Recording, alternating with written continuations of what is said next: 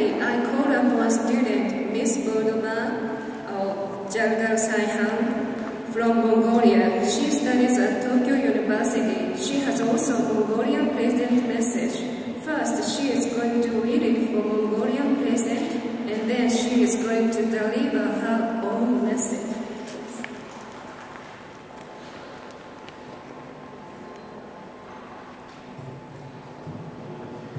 Ladies and gentlemen, we Mongolians peacefully made a revolution towards democracy 20 years ago.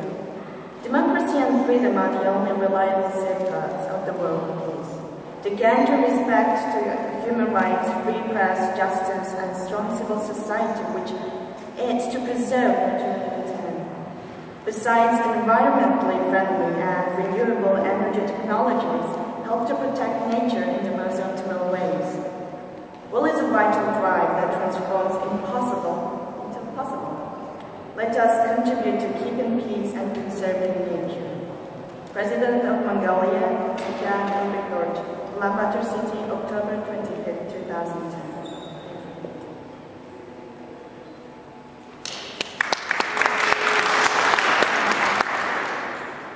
Bonjour, Senbeno, konnichiwa. Ni hao, annyeonghaseyo, aloha, hi. Ladies and gentlemen, distinguished guests and dear ambassadors, it is my honor to be here at the 65th anniversary of the founding of the United Nations. We have the saying in Mongolia that the last camel of the caravan carries the heaviest luggage, and since I am the last one who makes the speech, I am the only one here who is feeling nervous. My hands are shaking now. So I talked about caravan. Why did I talk about it? I always had a secret longing for Sahara Desert, because I saw so many enormous number of beautiful videos, pictures, and I also read it from novels. I always wanted to go there.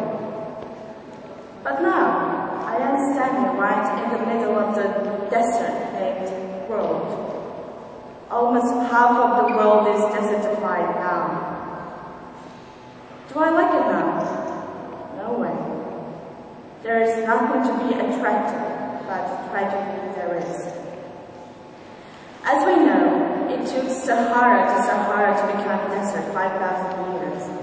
And what about the desert-named world? It took us only a few hundred years to make half of the world's land a desert. Are human beings, are we this strong, powerful enough to beat the nature? If there was Olympic Games about this, we would definitely win the gold medal. Today, 1 billion of 6 billion world population is affected by the desertification. And it is estimated that some 50 million people will be displaced within the next 10 years, only 10 years. Loss of water and food production caused by the desertification will lead to serious human security problems. Then from starving, conflicts between regions for food or natural resources. My home country, Mongolia, is suffering from desertification as well. Almost 75% of the land is desertified. Thousands of livestock are dying, nomads are being displaced because of its own activities, of course, and the worldwide climate change. Needless to mention, that is not anymore a regional problem, but worldwide, transnational issues, since the causes and effects are found anywhere in the world. Thus, there was the biggest international conference last year on climate change, the COP15 in Copenhagen, where every country was discussing how to cope with the issue, including the desertification I was talking about. The discussion was diplomatic rather than technical, since the scientists already made it clear what choices we had got. Despite the high awareness and costs, the conference ended up with almost nothing, but with the document called Copenhagen Accord that has no legal status. An easy compromise that may damage national interests should not be made. However, having lost about 30% of world's natural wealth, we are facing the question: what is exactly the national interest?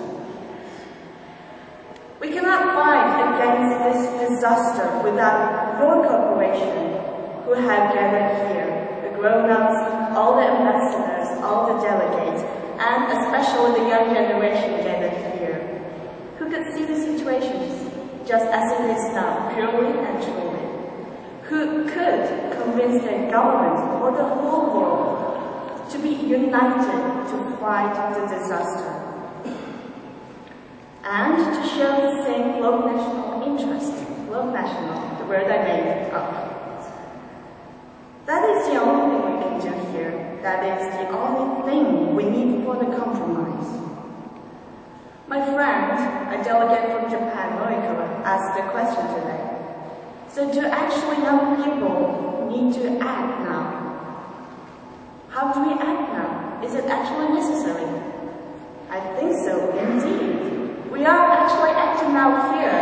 We are learning from the grown-ups. We are learning from all those specialties, all those professionals here. And this is our act. We are learning now.